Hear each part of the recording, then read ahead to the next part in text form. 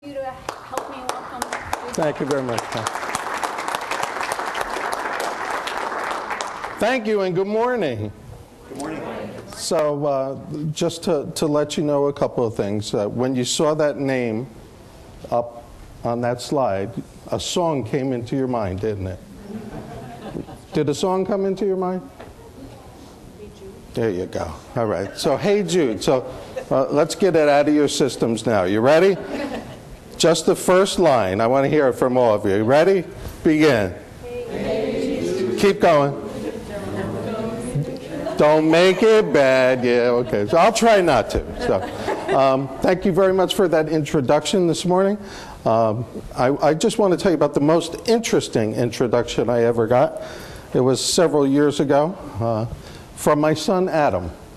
And we were at back to school night at his local school, and he was asked to introduce the parent that was with him there that night and tell everybody what mommy or daddy did for a living. Easy enough, right? So they started going around the room, and every kid got up and started to basically introduce their parent and what they did for a living. And I noticed as we were about 3 away, Adam's legs started shaking pretty fast. I noticed that when we were 2 away, his hands were closing and opening and clenching. And as we were 1 away, basically all the color drained from his face. So now he stands up. You ever see that look of the deer in the headlights? Well, that's kind of the look that comes over his face. And at that precise moment, he forgot that Daddy had been working for the New Jersey judiciary for over 25 years. He kind of forgot that I was the chief probation officer for Morris and Sussex counties at the time. And all he remembered was that I was teaching a course at the local community college. And the introduction went something like this. This is my dad, Jude Del Prior, and he teaches sadistics. So hopefully I won't torture you too bad in our time together this morning. So let's take apart this course just a little bit. The title of the course, Transformative Leadership 101. So we're going to be dealing with basics today. And it says the no fads, heart of the matter basics. So let's, fads. In management, you get a lot of different fads in books that are written. They come in quickly, they go out quickly. Fads that happen in society as well. I remember hula hoops, frisbees, all right? And you hear things like Crocs and flash mobs and things that kind of come to life all the time. Those are the fads that we're talking about. But fads in management, you know, at one time, somebody wrote a book called The 1 Minute Manager, Ken Blanchard. It was big in the late 80s and early 1990s. But things got a lot faster since then. You were at your first session this morning. You heard about information overload. So if he writes a new book, it'll have to be The Nanosecond Manager because things are moving that quick. And so when we talk about it, fads are not really a part of leadership. But the content of leadership endures the test of time. So this morning I'd like to ask you a question. I would like a show of hands. How many people in this room are leaders? Raise your hand. Okay. Because when you realize that leadership, when leadership is defined not as a position you hold, but as a way of being, you really discover that you can lead from wherever you are. So leadership is about influencing and influencing people. It's about influencing the people that you work with day to day. It's about influencing up in terms of leading your boss. It's about influencing down and sideways. So it's all about that. And really, at the epicenter of leadership is active knowledge or awareness. So you need to become more and more aware. And so for you, and the reason that you're here, is that it becomes a commitment to lifelong learning and continuous self-improvement.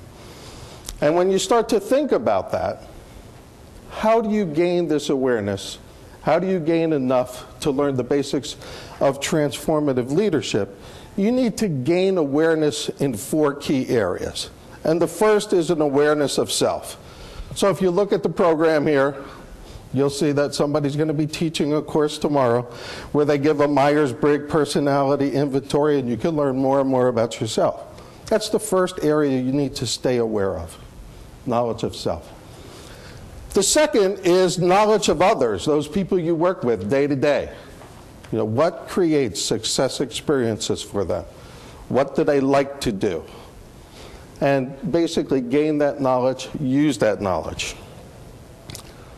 The third area is knowledge of your organization or your court.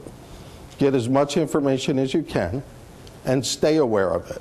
Read the journals, read your newsletters, stay on the websites. Keep as much knowledge of your court and organization as you can.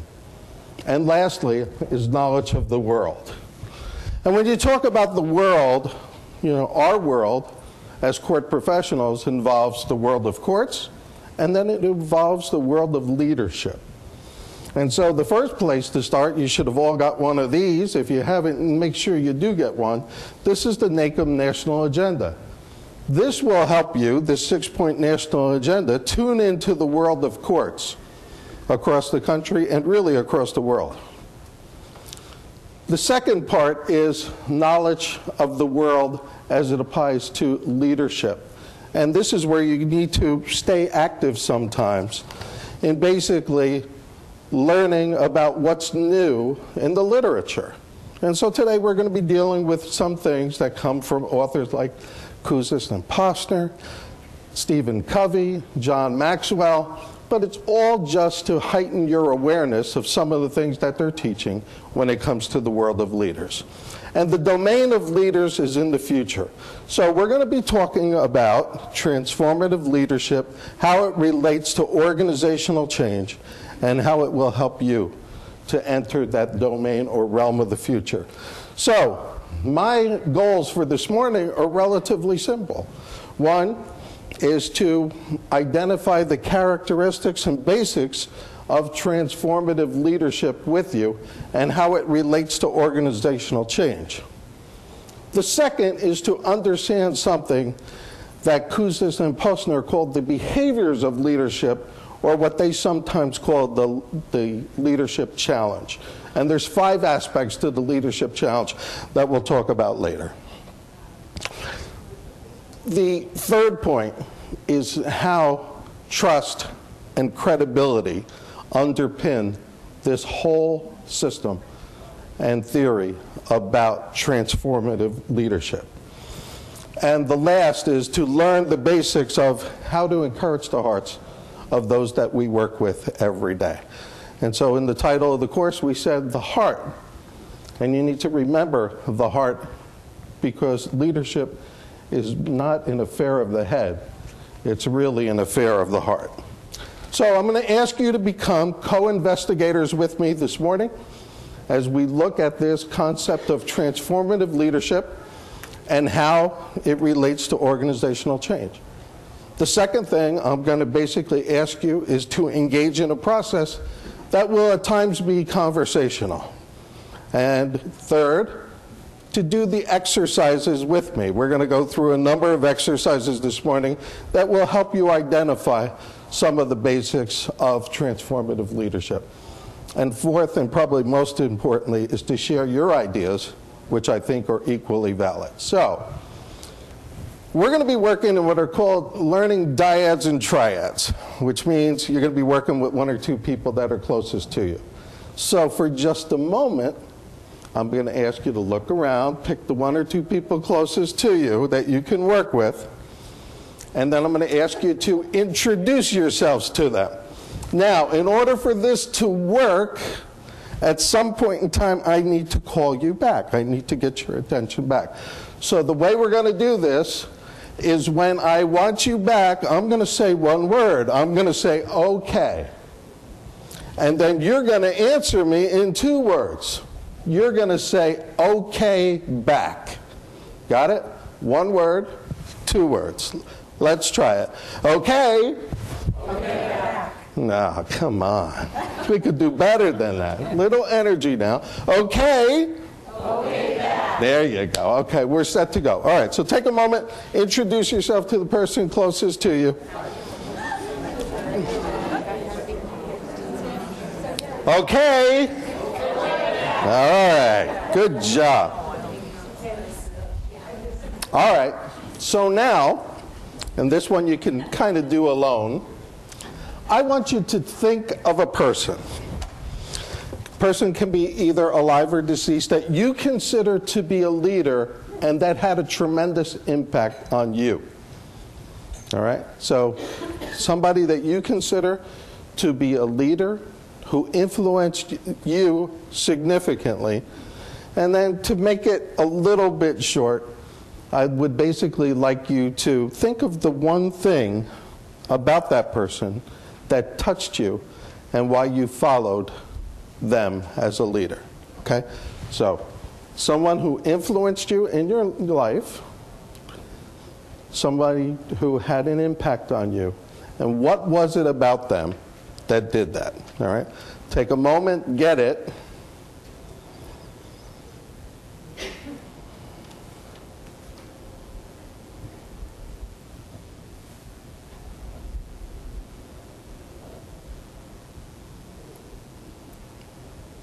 Now share it with the person in your little group or the people there. And let's see if you come up with a trait that seems to be common between the people in that group. Okay? Go to work. Okay.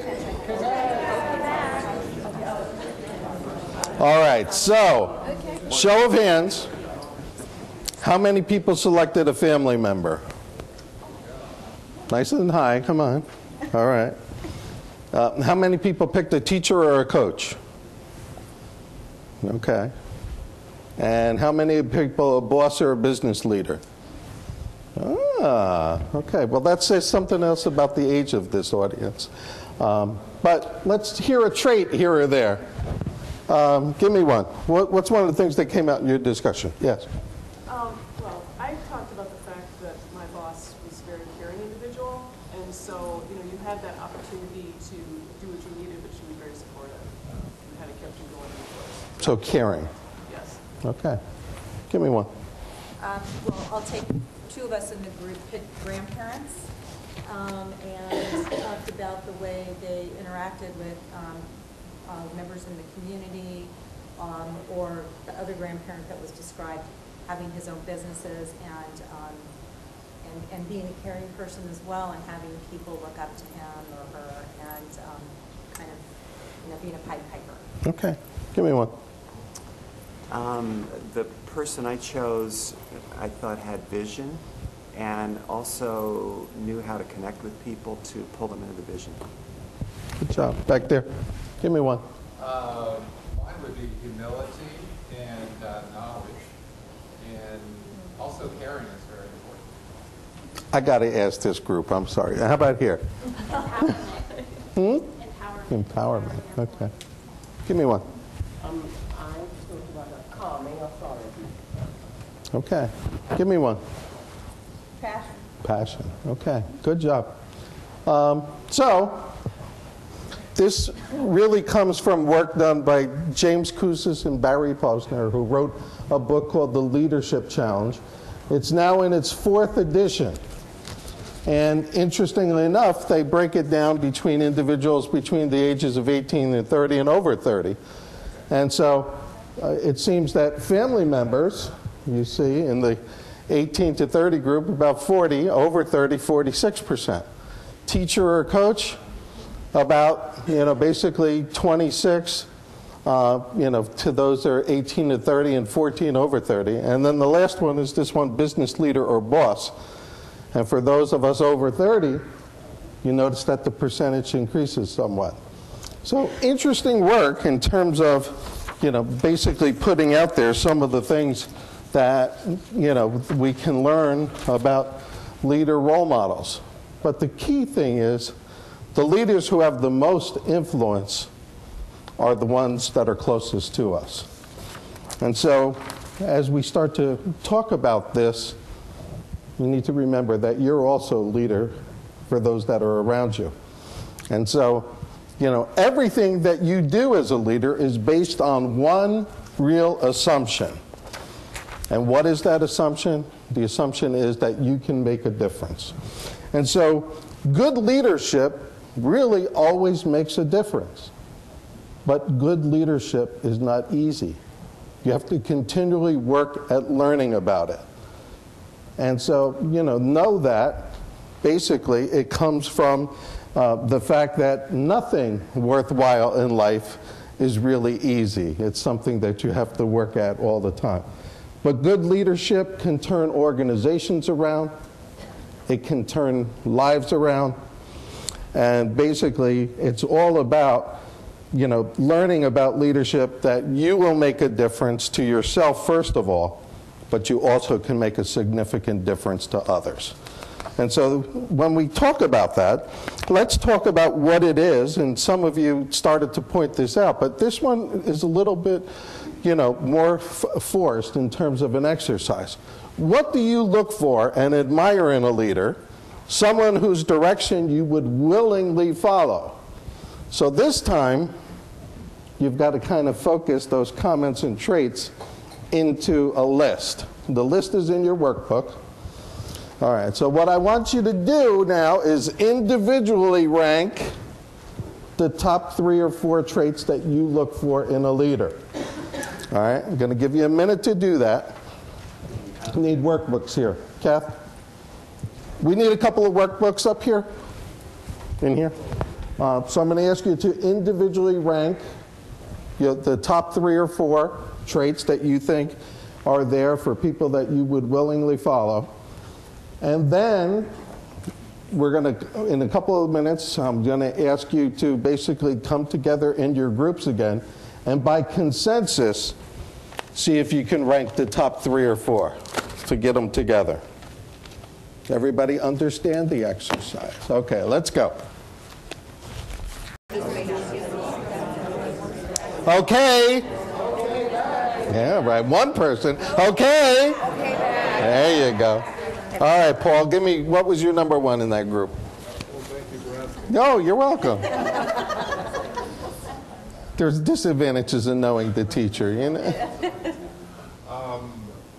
to go with honest. Honesty, okay. How about over here? Forward-looking. Forward-looking, okay. How about over here? Competent. Competent, okay. Vicki? Well, we talked about honest and intelligent, the ones we agreed on. Okay. Over here? Honesty. Honesty, okay. How about over here? Honesty again, but also caring and supportive. Okay. All right. Over here? We agreed on supportive. Supportive, okay. We were all over the board and realized there was no way we could ever come to a consensus. Really? Well, what was your number 1? Honest. Honest. What was your number 1? Competent. Competent. What was your number 1? Dependable. Okay. All right. What was number 2 for you? We changed the exercise, and we were grouping. Marty, that sounds just like you,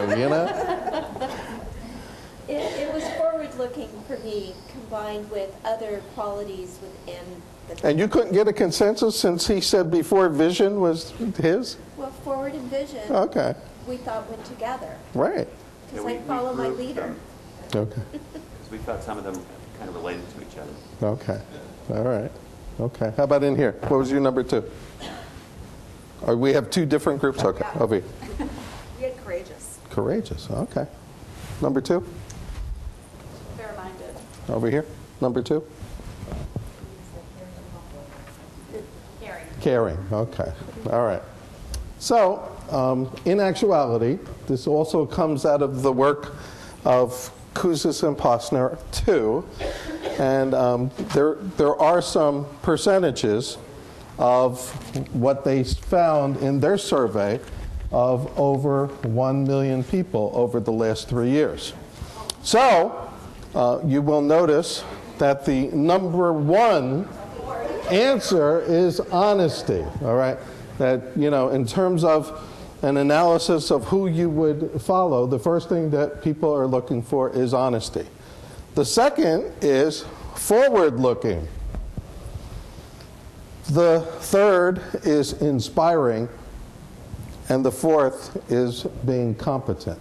So in terms of what you look for, in terms of the things that are admired most in leaders, the first is honest. So, to be ethical and principled, somebody who's worthy of trust.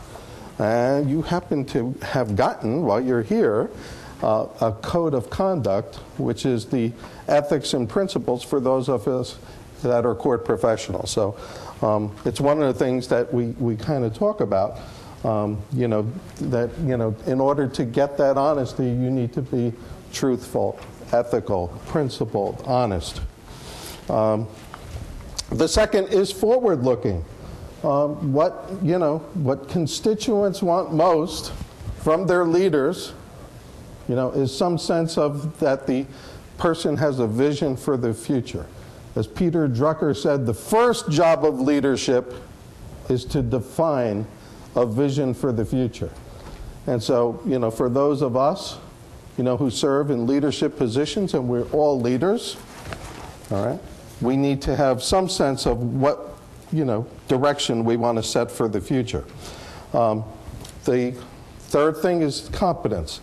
A leader must be viewed as being competent, as having knowledge, experience, and sound judgment. If they doubt that ability, they won't really join the crusade. And so, the fact that you're here, getting more knowledge and increasing your self-knowledge and continuous self-improvement is a job of leadership. And the fourth thing is inspiring. They expect you to be enthusiastic. To basically, have energy, positive emphasis on the future. You must be able to motivate and to excite people about joining in that crusade. There's a second piece of this, which is really the foundation for all leadership, and that's credibility or trust. And so the first piece of credibility and the prescription for how to get it is very simple. Do what you say you will do. You really need to align your words and actions. So that's part of this whole concept of leadership, is being trustworthy, that your deeds and your words match. The second, like we talked about, is expertise. Know your field, be rooted in the core competencies of your field. And lastly, there's dynamism, the ability to stay positive. So when we really talk about the foundation of transformative leadership, it's set in credibility and trust. And so, a leader's credibility begins with basically personal success, and then it transforms into helping others achieve personal success. And so there are three aspects to this. The first one is initiative. As John Maxwell would say, you have to get up to go up. The second is sacrifice. You got to give up to go up. And the third is maturity. You've got to grow up to go up. And so when we talk about this and talk about the ability to get trust, we need basically to follow the three big ideas that Covey points out in terms of transformational leadership. And what he says is that, trust is no longer just a social virtue or value. It's really an economic driver. And he says that trust is the #1 leadership competency of the new global economy. It's not hyperbole anymore, it's reality. And third, and this is somewhat new to a lot of people, trust is a learnable skill, something that we can get better at. So this really represents a new paradigm, because a lot of people always thought that about trust, either you have it or you don't. What they're saying now is you can get it, you can learn it, you can learn how to get it, and if you lost it, you can restore it. But that's a hard job and you got to work at it. And so when we kind of talk about this, I just want to read one passage from Covey's book, The Speed of Trust, to underscore the importance of trust and how it relates to transformational leadership. He says there's one thing that is common to every individual, relationship, team, family, organization, nation, economy, and civilization throughout the world. One thing which, if removed, will destroy the most powerful government, the most successful business, the most thriving economy, the most influential leadership, the greatest friendship, the strongest character, and the deepest love. On the other hand, if developed and leveraged, that one thing has the potential to create unparalleled success and prosperity in every dimension of life. That one thing is trust. And so for us, working in the courts, working in our teams, working in life, how do we go about building trust? So, how do you cultivate trust and a respectful environment in your court and in your team? What I'd like you to do now is, working in your teams once more, is generate a list of ideas for me of how this can be accomplished in the court. What are some of the things you can do to build trust and create a respectful environment? Okay? Try and get 4 or 5 down on paper together, working together in your teams. Ready? Go.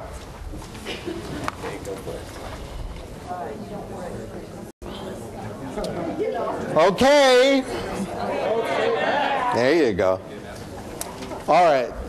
So, since 1994, with the first Skelly and Yanklowicz study on public trust and confidence in the courts, courts have kind of scored low in the area of public trust and confidence. And since Enron and everything else, business trust is at an all-time low. And we're in the middle of a presidential election, and you'll see that trust in politicians is kind of low. And so trust generally, right now, is something that a lot of different institutions are having significant trouble with. So our discussion on this topic is very important to all of us. So I want to share some information back and forth on what you developed in the groups, and I'd like to share some information with you from the literature so that we can kind of talk about some ways to perhaps foster trust across all of our organizations. So let's start. What is a way to, basically build trust, create a respectful environment in the courts? Give me a concept. One of the things we talked about is... Nice and loud now.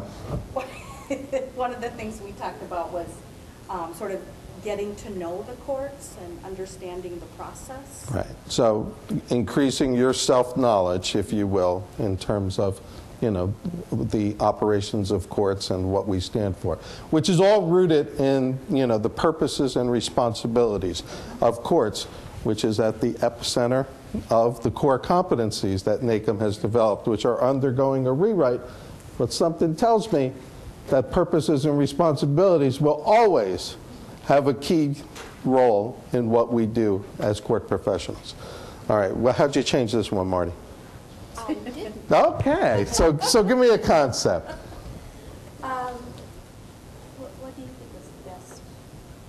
Well, we're from the same court, so it's hard for us to have this conversation without talking about specifics. Which is okay. And so... But I heard you say something about judges, so I'm piqued. Go ahead. Yeah, so we need to have the conversation with our staff about what values do we share, and that we need to start there to build trust. Okay, so this is a very good process, and one that my court has spent a significant amount of time in. Now, the New Jersey judiciary has 4 identified core values: independence, integrity, fairness, and quality service.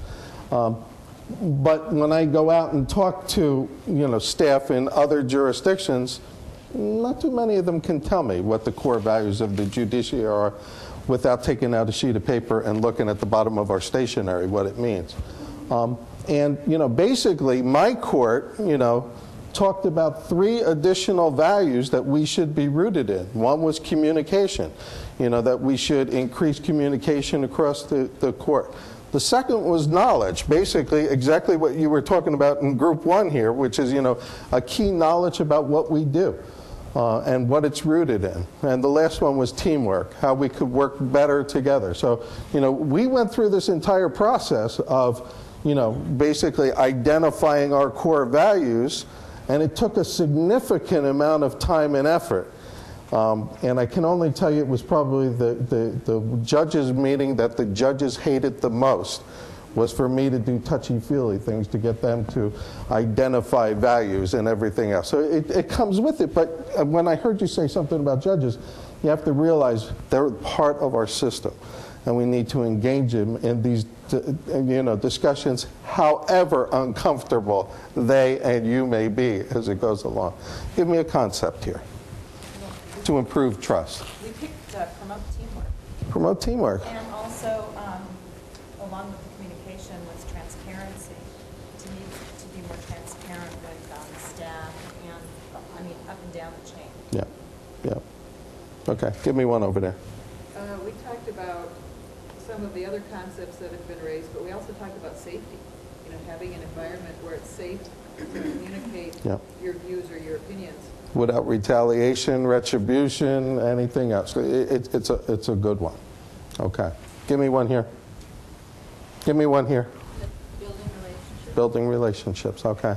Give me one here. Practicing integrity. And practicing integrity. Very good. Give me one. Give me one. Tolerance. Tolerance. Practicing tolerance. Give me one. Soliciting and listening for input. Give me one. We said being sure to give credit where credit was due and recognizing all of your employees for their contributions. That's good. Well, this is good stuff. Give me one. Lead by example. Lead by example. Give me one. Say it again. Follow through. Follow through on commitments. Do what you say you will do. Accountability. Accountability. Okay. Give me one. Having clearly defined expectations. Okay. So you really hit a number of things that we're going to be talking about for the rest of the morning. But let's basically use some of the information from Covey. And he talks about things that are character-based, things that are competence-based, and things that are both character and competence-based in terms of some of the things that you can do in organizations. So, when we kind of talk about trust behaviors, the first one is to talk straight, to be honest, about what you're doing. Don't lie, spin, flatter, people want to hear the truth. The second is to respect. Basically you got to give it to get it. And so, when we talk about demonstrating respect, as came out in this group over here, create transparency. All right. To right wrongs, don't cover up mistakes. Basically to do what you have to do. To show loyalty.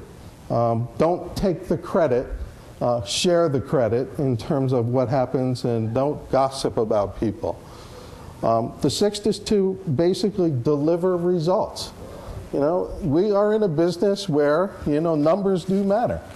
And so, sometimes we have to track, things and report out on how well we're doing in terms of delivering results. And, justice is a very amorphous subject. So if, you say, oh, well, we deliver justice. You know very well every time you go in front of your funding board, they want a better definition of what success is than, the administration and delivery of justice. And, basically to always look to get better, to improve. How can you do that? To confront reality. Don't skirt the real issues. Sometimes you've got to focus in and tackle on what those real issues are. Clarify expectations, and like you said here, clarify values. You basically come up with what they are. Practice accountability, as you pointed out in this group. Basically, don't fail to hold others accountable. basically need to do that. How do you do that? Well, these are the ones that are basically competence and character, the last three, which are listen first. Listening is very important, active listening. And there's some rationality as to why we have 2 ears and 1 mouth, because we should be listening twice as much as we're talking. So, when we kind of talk about that, that's it. Keeping commitments, live up to what your promises are. And lastly, to extend trust. And so when we talk about this, you need to basically just remember, if people don't believe in the messenger, they won't believe in the message. So when we kind of talk about organizational trust, especially in a court environment, think about the scales of justice, really, to some extent. And on one side of the scales, basically we have emotion. And on the other side, we have rational thought. And so when emotions in the court go high, rational thought goes low. And so, we need to try and balance that in terms of, how we're doing things. And basically, it's reality in business and with us that trust affects both speed and cost. So there's a tax associated with low trust in an organization or a court. What's that tax? People leave. All right? When interviewed, 63% of the people leaving organizations say that they leave because of their boss. And so that's a factor of trust. 63%. Right? When you talk about it a little bit more, redundancy is also impacted by a low trust organization. Things having to be done over and over again. And the last one is, the CYA principle, where you have to send emails to cover yourself at every aspect. You know what they are. You're either sending a memo or an email to cover yourself in a low trust organization, which takes time. And don't you store every one of those emails so that if you need to pull it out at some particular point in time, you can. So those are the taxes established, in terms of low trust. High trust pays a dividend. And they've actually shown that basically high trust organizations outperform low trust organizations by at least 1/3. Significant to the cost. So as we said, it's not hyperbole. This is reality in terms of what trust can do to an organization, because without trust, you enter into a vicious downward cycle. And so we need to do what we can to reestablish trust, not only in our profession, but in our courts and our organizations. And so, as the Red Queen says to Alice, let's begin at the beginning, which is, let's now talk a little bit about leadership, transformational leadership, transformative leadership, and basically how it relates to all these concepts that we've been drilling through this morning. Warren Bennis says that leadership is the ability to translate an idea into reality and sustain it over time. The key is that second part, sustain it over time. We all introduce change as leaders into our organizations. And what happens when you introduce a change? What happens when you introduce a change? Resistance. Yeah, there you go. Always resistance. Because you created now a tension in the organization, and we'll call it a creative tension. And so when we get to this, to get to my microphone, when we get to this creative tension, we kind of talk to the fact that let me just recover here. Let me get the microphone fixed. Okay.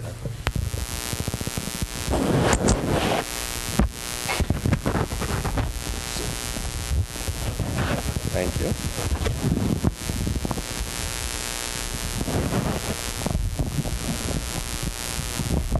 Thank you. Okay, we're back. So, tension. Think of it this way. Rubber band around your hands. As you introduce the change, you're stretching the dimension of the organization. The natural tendency is resistance because there's a comfort level in every one of our courts and organizations. They want to go back to the way it used to be. And so, in order to be forward-looking and introduce that change, you've got to constantly stay with it, evaluate it, and keep making sure. Otherwise, if you just implement it and walk away from it, they just won't do it. It'll go back to the way it used to be. And consultants come into organizations constantly and find that people have resisted the change and basically sabotaged the change by just not doing it. And so that's one of the things. The second is any attempt to influence the behavior of an individual or group. And as Ken Blanchard points out, the key to leadership today is influence, not authority. And so, John Maxwell calls this the law of significance. Basically what he says is nothing significant has ever been accomplished by a person acting solo and acting alone. Everybody needs to engage a group to work together towards accomplishing something and influencing them to moving the organization forward. So, how does this impact to the greater and leading at a higher level? Well, transformative leadership's goal is really to transform or change.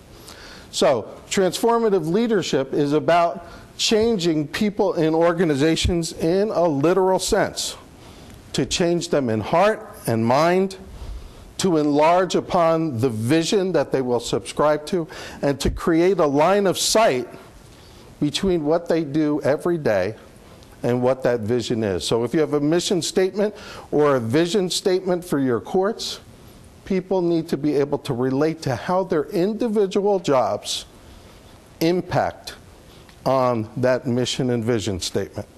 I've been fortunate over the years to be approved by the New Jersey Supreme Court to do teaching, to do consulting as a third-party consultant. So I go out to court sometimes and I'll say to somebody, what do you do? And they say, nothing. I'm a data entry operator. I say, really? Yeah, and what do you do as a data entry operator? And they say, I generate notices to come to court. And I said, and is that important? No, bottom of the barrel. And then I'll say to them, and the Constitution guarantees that basically every citizen has a right to adequate notice. And so you are bringing the Constitution to life every day in what you do.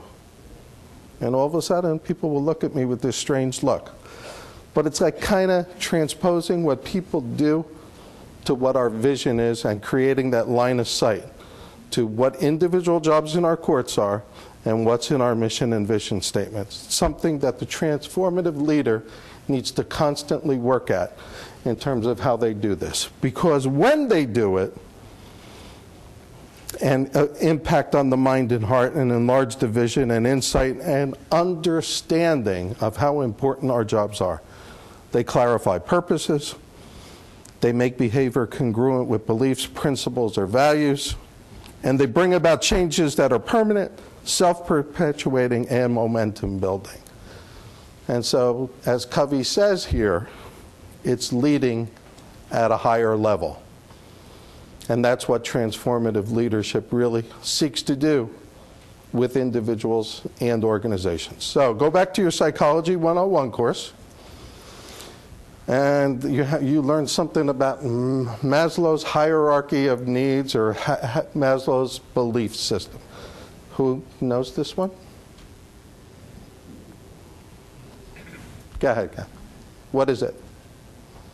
A hierarchy that says people need to start with safety needs before they can move to self-actualization. Right. And so at the pinnacle is self-actualization.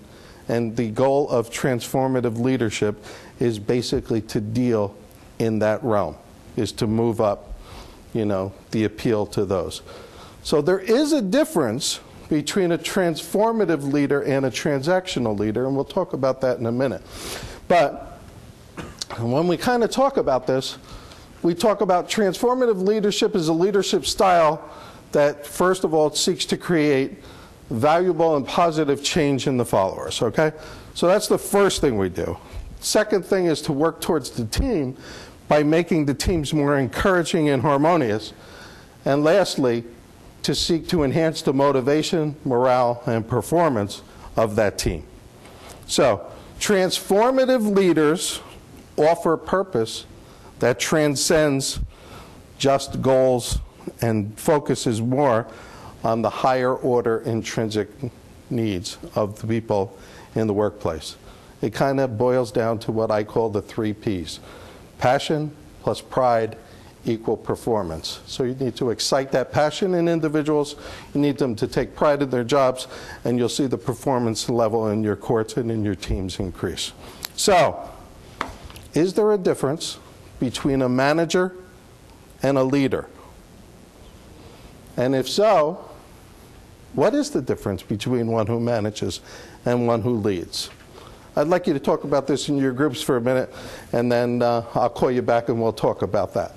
All right, difference between one who manages and one who leads. Go to work.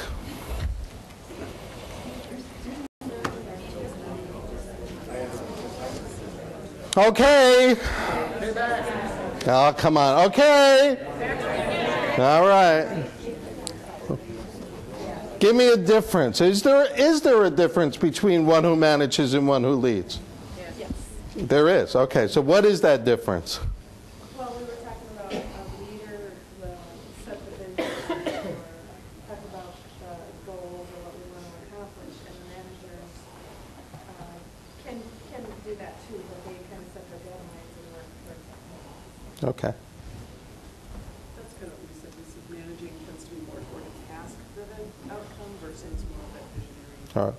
Okay. We said it was more task-oriented, but that leaders were more open to feedback. And a leader could be even somebody on your staff, the rest of your staff will talk. It doesn't have to necessarily be somebody to talk. Yeah. For us, same kind of things, the manager does quantifiable nuts and bolts kinds of things, whereas the leader more visionary or inspirational. Okay, so to just visualize what these differences are, there is something called the leadership ladder. And, you know, basically it says there's 3 levels. The first is non-leadership, where people are offered the opportunity to lead even in small task force or groups or work project teams, and they avoid it at all costs. No, I don't want to do it, I won't do it. And so, you know, basically they just take that task that they're not going to, you know, to enter the leadership ranks. The second is what, you know, the world of management, which we call the transactional leadership, which is really goal and task oriented, as you pointed out.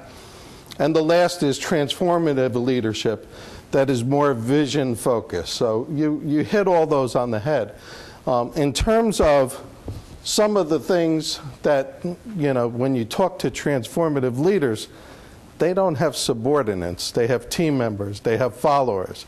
They're not really concerned with organizational charts and positions on an organizational chart. They're more concerned with getting the job done. They have a quiet, transformative style. They're good with people. They're people-focused. This is sometimes called the soft skills. Make no mistake about it. It's hard business to do the soft skills and communicate and encourage and motivate. They give credit to others. They take blame themselves for the problems. They understand problems and hurdles are natural. They take risks. They're open to new ideas. They break the rules to get the job done, but they don't break the law to get the job done. All right? That's important because they realize that very often parameters are arbitrary, not sacred, and not part of the immutable laws of physics. All right, so when they talk about it, that's why they kind of go around that. There's a good book out there by Marcus Buckingham says that the first thing good managers do is break all the rules. All right. Followers work for intrinsic rewards rather than a paycheck. They're inspired in heart and soul. They show it and others can follow it. And they have this commitment like you do to lifelong learning and continuous self-improvement. So what's the challenge for those people? As you know, Bennis would say, you know, leaders do the right things, managers do things right. And so kind of, you know, when we talk about transformative leadership or the challenge, we see that transformative leaders consistently share 5 common behaviors or characteristics. The first is that they inspire a shared vision. They focus on the future, which sets them apart from others in the field. They appeal to significant purpose, and they clarify values. They challenge the process. They realize just what we said, that, you know, it's not immutable laws of physics, that, you know, they can get better, they can improve, they can change things. They get easy to do business with, if you will. They enable others to act. You know, basically they foster collaboration and build trust. You know, they focus on the positive in terms of doing that. You know, when Drucker talks about how do you enable others to act in this age of knowledge workers that we now have with people having more and more education, he says, challenge, satisfaction with their work, the need to know the mission and believe in it, the need for continuous training, the need to see results, the need to be appreciated, the need to be considered as partners, and by definition of partners, all partners are equal. Partners can't be orders, but they can be persuaded. So from 1518 or so, Machiavelli always asked the question, is it better for a leader to be loved or hated? We finally got an answer to that question from the Center for Creative Leadership. They say that those leaders who, you know, score higher on the affection scale tend to be the most effective. And so we kind of know that. So, you know, when we talk about how do we enable others to act and what we do, we need to think about 2 other ways. And the last 2 are model the way, which is back to do what you say you will do, you know, set the example, and encourage the heart. So show of hands, how many in this room think that they've been appreciated too much? Yeah, I never get a lot of hands on that question. It's kind of amazing. Well, Kepner Trigo, a company in New Jersey, in Princeton, has done a lot of research with individuals about disengagement from the work process. And what they say is that, you know, basically there's about 19% of the American workforce that is totally disengaged. Okay? About 69% in the middle are partially engaged, and only 12% are fully engaged. And they equate that level of disengagement to appreciation towards the efforts of individuals. And so basically they did this whole study that showed 40% of the people that they studied, you know, basically said that they received enough recognition on the job. 40% on the other side said they never receive any recognition for a job well done. But 96% of those surveyed responded yes and in the affirmative to the following question: that they agreed with the statement, I get satisfaction out of knowing I did a good job. So how do they know it? Is somebody tells them they do. All right. And so now go back to your Psychology 101 course and think about 3 rules of behavior. The first rule is that somebody who acts negatively and you intervene to demotivate and address that negative behavior generally decreases. Similarly, if somebody does something good and you give them positive reinforcement, it will continue or increase. But the third is probably the most important. Good, significant, productive behavior that goes unrecognized tends to decrease over time. So that's what you need to remember, because that's part of encouraging the heart. And when we talk about the last piece of transformative leadership, real quick, we'll go through a couple of slides here, but in terms of establishing the vision, inspiring a shared vision, vision is the lifeblood of any organization. It what's keep moving us forward. It provides meaning to the day-to-day. From Michael Hyatt, CEO of Thomas Nelson. From Kevin Burke, who's sitting in the back of the room, the difference between a vision and a hallucination is what, Kevin? There you go. So, if in fact the leader is the only one with that vision, then it's more akin to an hallucination. The second part challenges the crucible of greatness. When we talk about challenging the process, when we talk about challenging the process, we need to talk briefly about the need to continuously improve. And so that we talk about that, it basically is always looking for a way to improve, to become a pioneer. Enabling others to act, as we said, basically giving people success experiences. John Maxwell kind of talks this about don't send your ducks to eagle school. Organizations will have both ducks and eagles, all right? So don't ask your ducks to soar high and hunt from that level. They want to be in the barnyard. They want to be swimming. So, make your ducks better ducks. Make your eagles better eagles. You'll have a better organization as a result of it. All right? All right. And the last thing that we're going to do today is talk about this piece of encouraging the heart. So, as I said at the outset, leadership is not an affair of the head. Leadership is an affair of the heart. You need to put your hearts in your business and your courts, and your business in your hearts. You need to lead, basically at a higher level. And if we're going to survive as an organization or, an institution in this turbulent government and in this turbulent environment and budget scenario, we need to basically increase the motivation and lead at a higher level. Encouraging the heart is really about that basic human need to be appreciated. And so how do we do that? Well, there's 7 ways. I'm going to cover them quickly, and then I'm going to ask you to work in groups and give me some ideas of how to do it in a court environment. The first is to set clear standards. Goals plus feedback equal results. People need to know how they're doing. And if you can tie it to a picture that they can relate to, it's even more important. I work in Burlington County, New Jersey. The #1 employer in Burlington County is Lockheed Martin. They do some consulting for us. They do some helping. They allow us to attend some of their trainings. I'm always amazed when I go in to look at all the pictorial displays that they have of where they are in relation to their goals.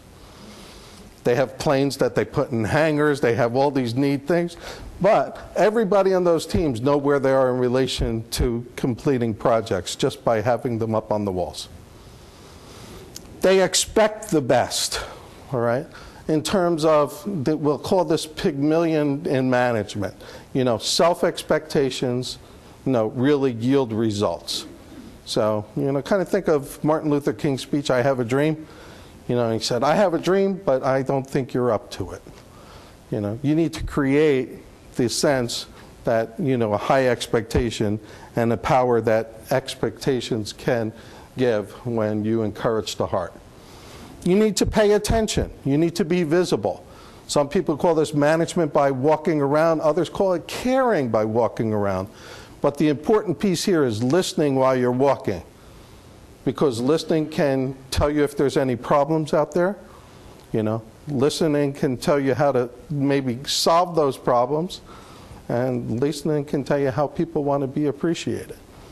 And so, when we kind of talk about this, know that you're out there walking not to micromanage, but basically to care and to connect with people.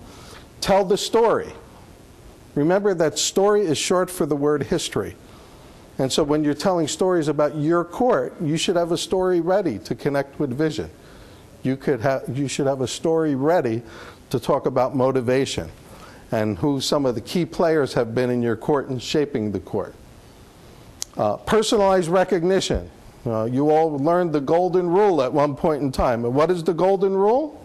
Teach others. Do unto? Oh, do unto others.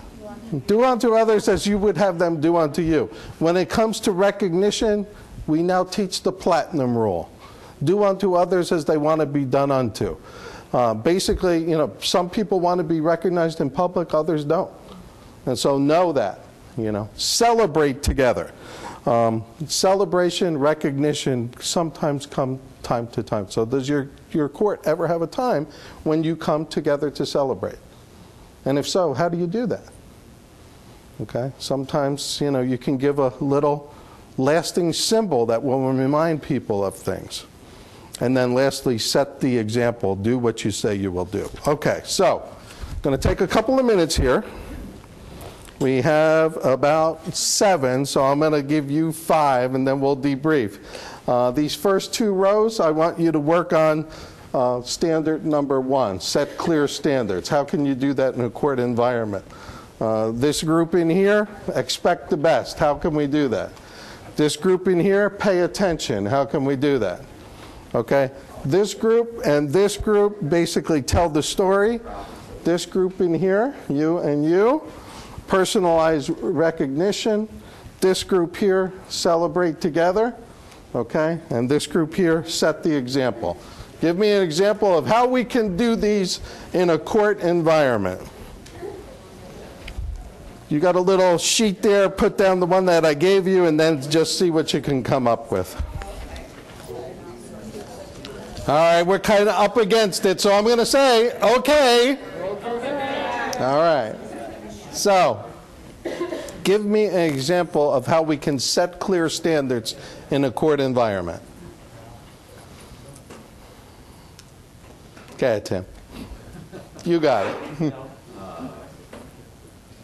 I think Rebecca talked about in her area, and I think that holds true for others, is that you have to define what the project is or what the work is, and then, clearly say how much of the work is going to get done, time standards, and those types of performance measures that you can agree to, and then something that's actually measurable. Okay, so set the goal, define it, and then remember that, goal plus feedback, equals results. So, and there's different tools you can use. You all know about court tools, that the National Center has, that you can measure certain things. A lot of us have our own standards that we can follow, but, can you also put it on a chart that people can see so they know how well they're doing in relation to those goals? Okay, that's good. How about here? Expect the best. I think we talked about that same concept.